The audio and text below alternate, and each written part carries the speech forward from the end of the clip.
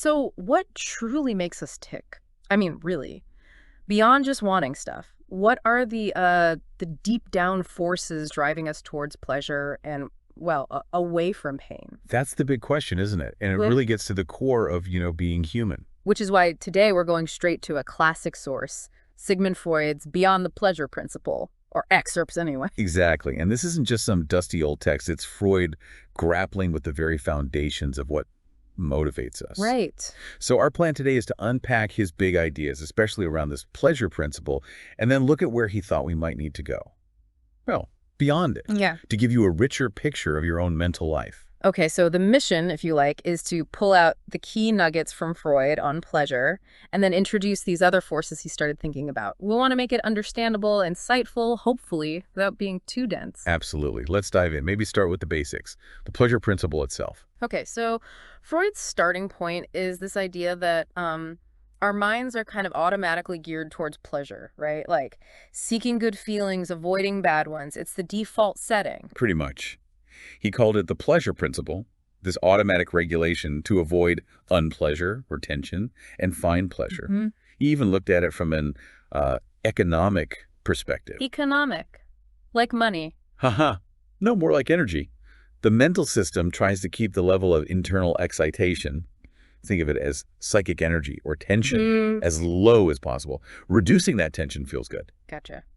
And he wasn't the only one thinking along these lines. He mentions Fechner. Right, Gustav Fechner. Freud saw a link. Fechner suggested pleasure is tied to moving towards stability and displeasure towards instability. Yeah. But yeah, Freud felt that lined up with his own ideas. So there's this sense of seeking balance. Exactly, which connects to another concept he brings up, the principle of constancy. Okay, how does that fit in? Is it different from the pleasure principle? It's very closely related. You could almost see the pleasure principle as serving this broader principle of constancy. The main goal of the mental apparatus, according to this, is just to keep the amount of excitation low, or at least constant. Anything that drastically increases it feels bad. Like an internal thermostat trying to stay at a comfortable setting. That's a good way to put it. Yeah, Yeah. keeping that mental temperature steady. Okay, so that's the foundation. But, I mean, we all know life isn't just about chasing immediate pleasure. We put up with discomfort all the time. So where does this principle fall short? That's exactly where Freud had to go next. He saw that limitation clearly. It's not the whole story. We often delay gratification or even endure pain for a later goal. Something else must be going on. Which leads to the reality principle. Sounds more grown up. It kind of is. As the ego develops, the part of us dealing with the external world, it learns that blindly following pleasure isn't always smart for self-preservation. So it introduces the reality principle. So it doesn't ditch pleasure, just get strategic about it.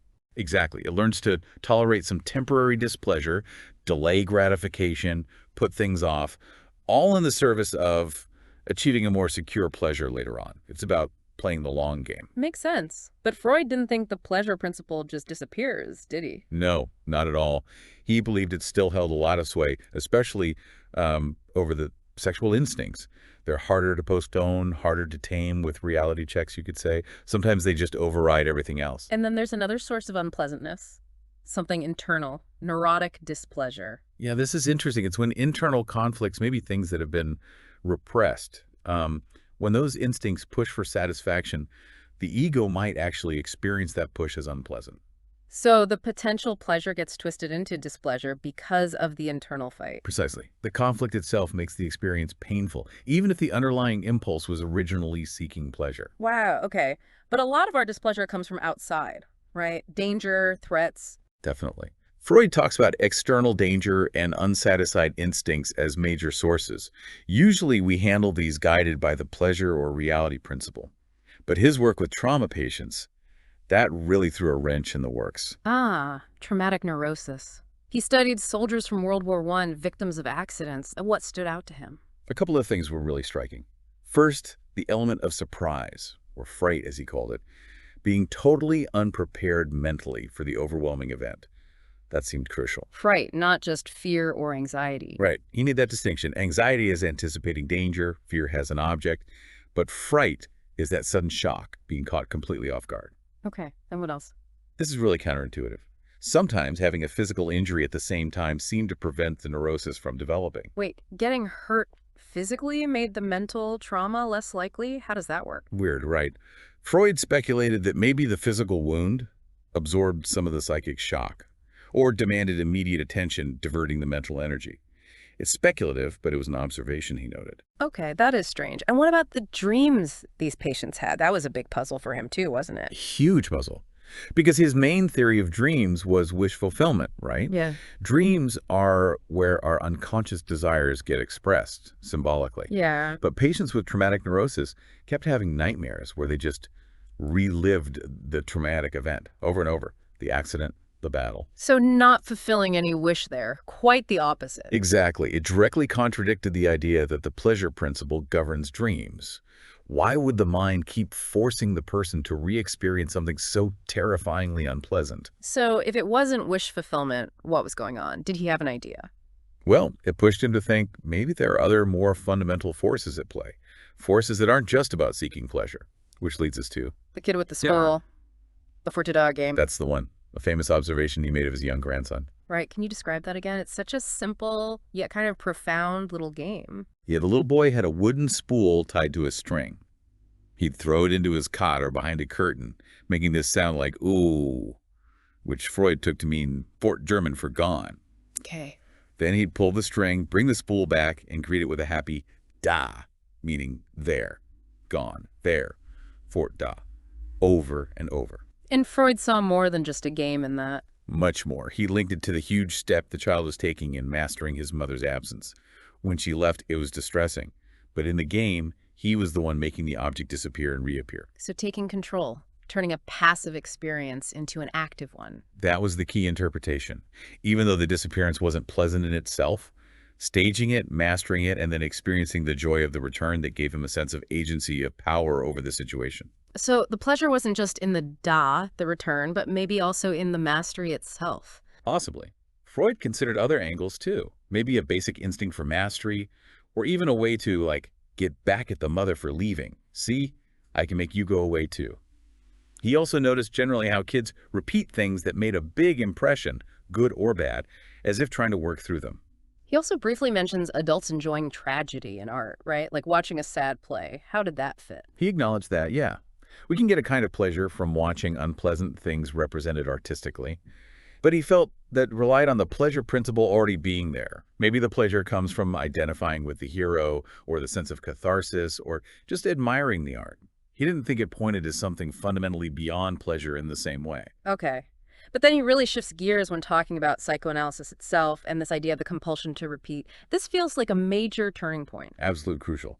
He observed that in therapy, patients don't just remember repressed memories or conflicts. They repeat them. They reenact them, often unconsciously, in their relationship with the analyst. That's the transference, right? Exactly. The old patterns, the old relationship dynamics, the old hurts, they get played out right there in the therapy room. It can even become a transference neurosis. So they're living it again, not just talking about it. Precisely. Yeah. And he made an important clarification. The resistance to dealing with this stuff, that comes from the ego trying to avoid the unpleasure. But the drive to repeat, that compulsion, seemed to come from somewhere deeper, from the repressed unconscious itself. And this is the kicker. It wasn't just repeating things that were originally pleasant, or that might become pleasant if resolved. No, and this is absolutely central. The compulsion brought back experiences that had never been pleasurable. Things that were painful from the start and offered no satisfaction, not even to the instincts that got repressed later. Like what? What kind of experiences? He mentions things like the painful experiences around infantile sexuality ending, losses of love objects, feelings of failure, stuff that was just plain bad. And he saw this outside of therapy, too, in everyday life. Oh, yeah. He gives these vivid examples, people who seem destined to repeat the same failures, the person whose protégés always turn out ungrateful, the one who keeps getting betrayed by friends they elevate, the lover who goes through the same cycle of relationship disaster again and again. The compulsion of fate, he called it. Like, people are just doomed to replay these patterns. He suggested these patterns, often stemming from early childhood influences, could feel like an inescapable fate. He even mentions the woman who marries one sick man after another, or the tragic story of Tancred unknowingly killing his beloved Clorinda in battle, this theme of repeating tragedy. So he starts thinking, maybe those traumatic dreams, maybe the Forta game. Maybe they're both examples of this compulsion to repeat. That's the connection he makes. Could this compulsion be a more fundamental force than the pleasure principle? Something more primitive, more instinctual, that sometimes just overrides the drive for pleasure? That's a huge leap. It really takes him into some deep speculative waters, talking about consciousness itself. Right. He starts thinking about the mind's structure in a more abstract way, what he called the metapsychological viewpoint. He wonders if consciousness is maybe a specialized function located in a specific mental system. The PCPTC system, perception consciousness. Yeah, a system mainly for perceiving things from the outside world and also for experiencing pleasure and unpleasure from inside. He even suggests consciousness and leaving a memory trace might be incompatible, like the system that becomes conscious can't also hold the memories. That's a bit mind-bending, and he uses that analogy of the living vesicle. He does. Imagine a very simple organism, just a blob of living substance. The outer surface, constantly hit by stimuli from the world, eventually changes, becomes sexualized, forming a kind of protective layer, a shield. To stop the inside from being totally overwhelmed by the outside world. Exactly. This shield filters the stimuli, lets only manageable amounts through. He compares it to our sense organs. They also sample the world. They don't let everything flood in. This outer layer, he says, almost becomes inorganic, deadened, to protect the living interior. Okay, so a shield against the outside. But what about stimuli from inside the mind? Ah, that's the catch. He suggests there isn't really a similar shield against internal excitations. The conscious system receives those too, from thoughts, feelings, instincts. And that lack of an internal shield can be problematic. Maybe why we sometimes use defenses like projection, pushing internal stuff outwards. So tying this back to trauma, is trauma like the external shield being breached? That's exactly how he frames it. A traumatic event involves such powerful external stimuli that they just crash through the protective shield. It causes this massive disturbance, this flood of excitation that the pleasure principle just can't handle. So the mind's first job then is just damage control, to somehow contain or bind that overwhelming energy. Yes, mastering the stimulus, binding the free-floating excitation becomes the immediate, urgent task, overriding the usual pursuit of pleasure. And the traumatic dreams. He thought they might actually be part of that binding process. That was his radical suggestion. Maybe the dream's function in trauma isn't pleasure, but belated mastery. Specifically, by repeatedly replaying the event, the mind tries to develop the anxiety that was missing at the time. Develop anxiety? Why would it want to do that? Anxiety, unlike fright, involves a state of preparedness. By developing anxiety retrospectively in the dream, the mind might be trying to gain some control over the unbound energy to finally process the shock. It suggests a function even more basic than seeking pleasure. Wow. Okay, so anxiety dreams or punishment dreams might still fit the old model, but traumatic dreams, and maybe those dreams in analysis that recall early traumas, they follow this other rule, the compulsion to repeat. That's the line he draws. Those dreams seem to obey this more primitive compulsion, this need to repeat and perhaps master, rather than directly fulfilling a wish in the pleasure principle sense. This really pushes him to rethink the nature of instincts themselves, doesn't it? And leads him to, well, the really controversial stuff, the death drive. It does. It's a huge conceptual leap. He starts defining instincts as these internal pressures driving the organism. He talks about them operating via the primary process, raw, unbound energy, and the mind's job being to bind this energy into the more controlled secondary process. Failure to bind it leads to problems like, well, like trauma. And the compulsion to repeat fits in here how? He sees it as deeply instinctual. It feels like a powerful drive, and it often works against immediate pleasure. It seems more fundamental, especially the kind of repetition seen in therapy, which doesn't seem to lead anywhere pleasant. Then comes that core idea about what an instinct is, not pushing forward, but backward. Yeah, this is maybe the most radical part. He proposes that an instinct is, at its heart, an urge inherent in life to restore an earlier state of things.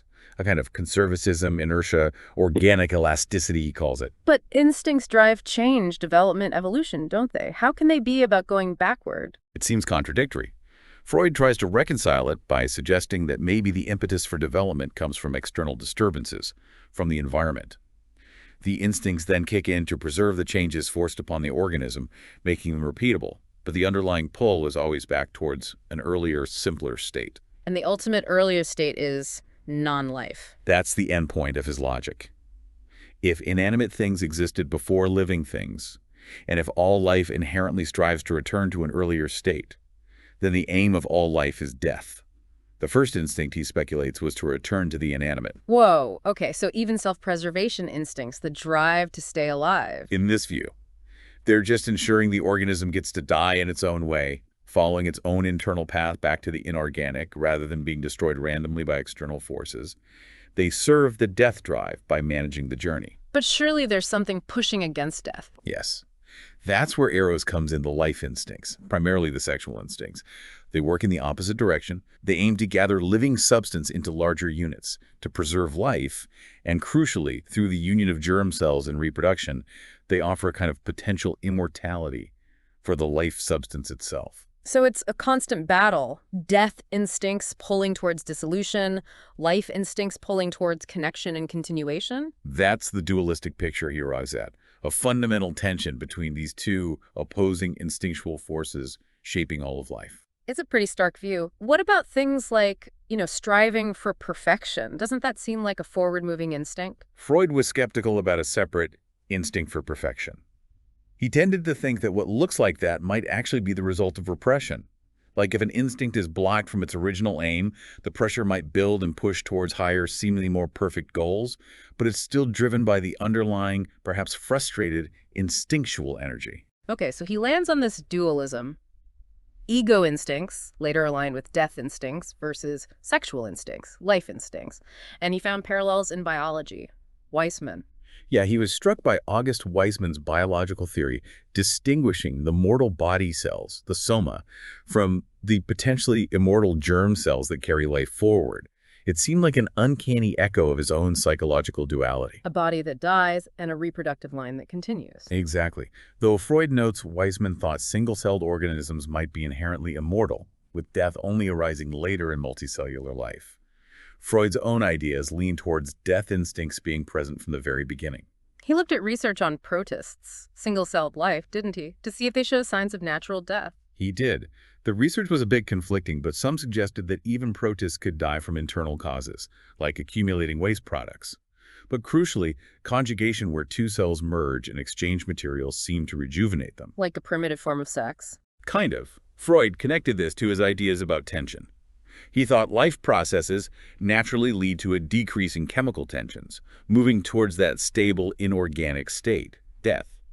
But conjugation, mixing with different living substance, increases these tensions, creates new vital differences, pulling away from death. And he connects this drive to reduce tension back to the pleasure principle, and even something more basic, the nirvana principle. Right. He suggests that the pleasure principle, by trying to reduce stimulation and tension, might ultimately be serving the death instincts.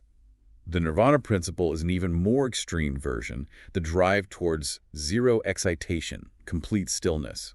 Both, in a way, aim for quiescence, which aligns with the ultimate quiescence of death. It's clear he knew how speculative this was getting, right? Bringing in biology, philosophy almost. Oh, absolutely. He explicitly calls these later sections speculative, venturing beyond solid clinical ground.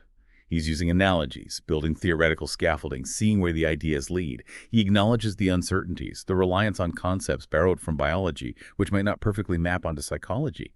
The value, he felt, was in the attempt to build a comprehensive model, even if parts remain tentative.